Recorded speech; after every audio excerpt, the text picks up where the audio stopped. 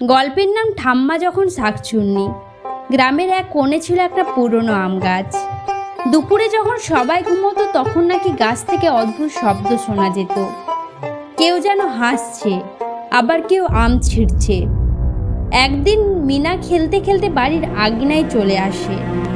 দেখে গাছের ডালে ঠাম্মা বসে আম খাচ্ছেন। কিন্তু তার পাশে ওটা কে? চোখ লাল, এক ভয়ঙ্কর শাকচুন্নি। মিনা ভয়ে কেঁপে উঠল।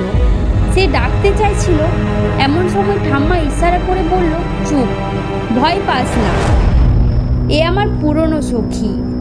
আমি ছোটবেলায় একদিন বৃষ্টিতে ওর সঙ্গে আম ভাগ করে খেয়েছিলাম। তখন থেকে ও আমার বন্ধু হয়ে গেছে। মানুষকে ভয় দেখায় বটে, কিন্তু যাদের ভালো লাগে তাদের কিছুই করে না। সেদিন থেকে মিনা বুঝল, গ্রামে যতই শাকচুন্নি থাকুক, সব ভূত খারাপ হয় না। কখনো কখনো তারা হয়তো বন্ধু খুঁজে। এইভাবে আমাদের গল্পটি সমাপ্ত হয়।